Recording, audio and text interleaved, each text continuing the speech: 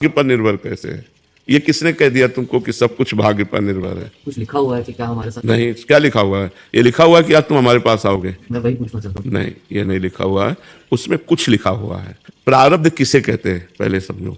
जिसे आप भाग्य कहते हो ना, उसे शास्त्रीय भाषा में दैव कहते हैं, प्रारब्ध कहते हैं, विधान कहते हैं, नियति कहते हैं।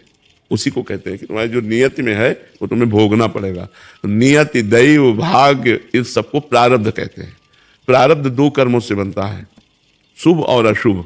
शुभ माने पुण्य कर्म और अशुभ माने पाप कर्म, और दोनों का फल है।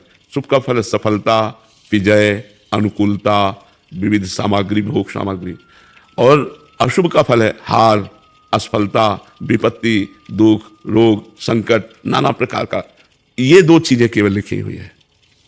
अब आप आज नया कर्म दान कर रहे हो, पुण्य कर रहे हो, तीर्थयाटन कर रहे हो, भजन, ये आपके ऊपर है। इसे क्रियमाण कहते हैं, उसे प्रारब्ध कहते हैं जो लिखा है, और जो आप करोगे ये नया कर्म क्रियमाण है, और जो आपके अनेक जन्मों का किया हुआ कर्म जमा है उसे संचित कर्म कहते हैं।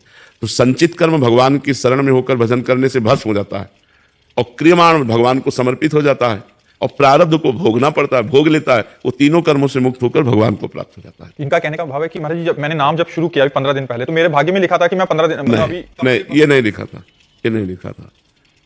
15 दिन पहले से आपने भजन शुरू किया, ये भगवान की कृपा और आपका प्रयास। ये आपका प्रयास है और भगवान की कृपा, दोनों सफल हुई तो भजन प्रारंभ हो गया, और उसी के प्रभाव से आप सत्संग में, वृंदावन धाम में, संत सभा में बैठे हैं। अब इसका प्रभाव आपको और आगे आध्यात्म में बढ़ाएगा। तो ये भाग्य में नहीं लिखा, ये नवीन कर्म है, ये आपका नवीन कर्म, नया कर्म है। भाग्य पुराना कर्म है जो फल देता है दुख और सुख। जैसे आप वृंदावन आ रहे हैं, कोई घटना घट गई, तो वृंदावन आना तो बहुत बड़ा धर्ममय कार्य था, लेकिन घटना गलत घट गई तो ये प्रारब्ध होगा कि आप वृंदावन जा रहे थे और एक्सीडेंट हो गया, हाथ टूट गया और वृंदावन नहीं जा पाए। तो नया क्रियमाण तो आपका बहुत जोरदार था, लेकिन प्रारब्ध उससे जोर पड़ गया और आपको गिरा दिया। असफलता, पराजय, विपत्ति, रोग, दुख, संकट, ये सब आता है। तो नवीन कर्म बलवान हो जाए तो प्रारब्ध को रौंद दे।